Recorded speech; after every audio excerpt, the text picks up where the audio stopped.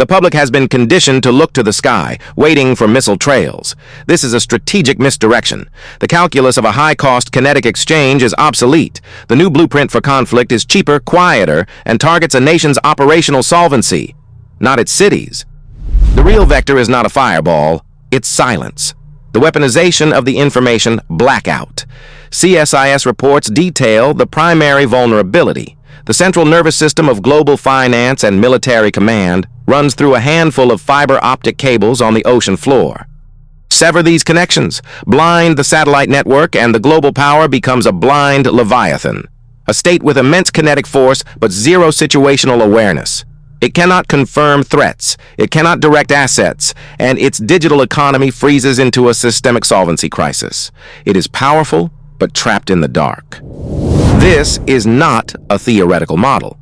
As Iran demonstrated by pulling the plug on its own internet to control protest surges, information denial is a tested weapon. For a global power, a forced blackout triggers automated protocols. When you cannot see an attack, you must assume the worst. The system defaults to launch on warning.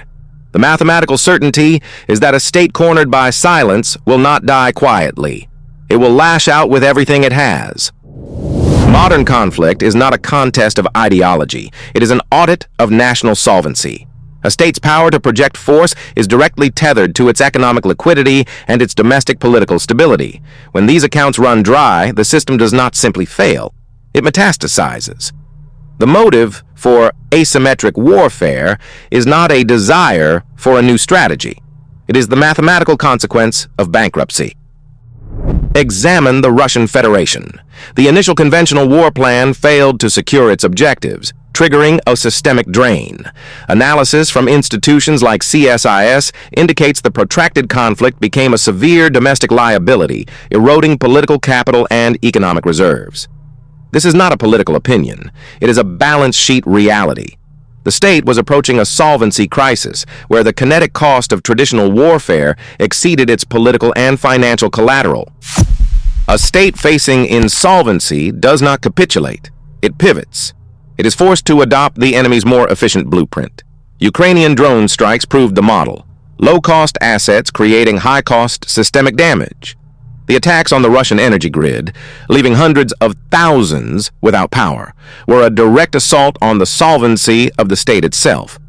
Russia's subsequent pivot to similar asymmetric tactics was not a choice. It was a mandatory correction to an unsustainable economic model of war. This protocol is universal. It is a vector that operates on any system under sufficient pressure. Domestically, violent mobs in cities like Minneapolis are not an isolated phenomenon of social unrest. When they declare a space their city and hunt political opposition, they execute the same strategy. It is a low-cost, high-impact attack on the state's most critical infrastructure, social order. The objective is to make the price of maintaining domestic stability fiscally and politically untenable, manufacturing a solvency crisis from within. The motive, therefore, is weakness.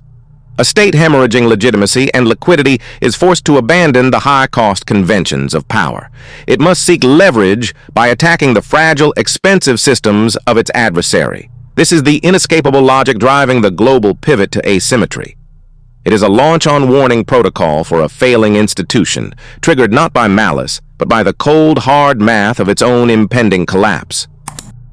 The dominant variable in modern conflict is no longer troop count or territorial control. It is the economics of lethality. A Royal United Services Institute, RUSI analysis, presents the core equation. A $5 million main battle tank can be neutralized by a $500 FPV drone. This is not a balanced exchange. It is a systemic solvency crisis for the legacy power.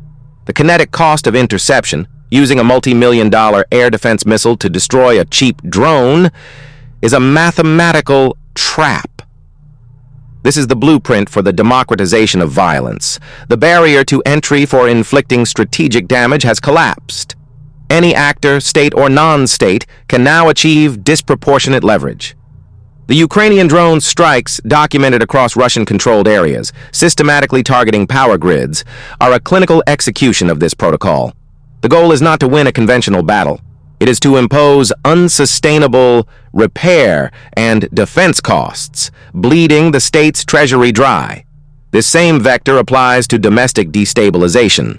Low-cost actors such as the mobs targeting social order in U.S. cities attack the critical infrastructure of public trust and safety. The economic effect is identical, forcing an expensive, overwrought state response that drains resources and political capital. The asymmetric actor always wins a war of attrition because their cost-to-impact ratio is exponentially superior. The regional instability you are being shown is not a failure of local governance. It is a feature. Reports from Canadian and South African municipalities are not isolated news items. They are data points from a global network of gray zones. These zones are not the source of the conflict. They are designated proxy laboratories, sanctioned environments for staging and perfecting a new warfare protocol. The blueprint being tested is asymmetric escalation. The objective: achieve strategic leverage against a superior power by attacking its unguarded critical infrastructure. We have the receipts. In Minneapolis, NGO-funded mobs are not simply protesting. They are executing a low-cost, high-impact denial-of-area operation. By claiming the city as theirs and targeting opposition, they field-test the erosion of state authority and social solvency. This domestic laboratory provides the tactical data for state-level kinetic application. The Ukrainian drone strikes targeting the Russian power grid are not a separate phenomenon. They are a scaled-up deployment of the same protocol. The kinetic cost is negligible. A drone. The strategic impact is systemic. Hundreds of thousands without power, creating an energy and solvency crisis for a nuclear power. State actors understand this vector intimately. When faced with similar internal asymmetric attacks, Iran's response was not negotiation.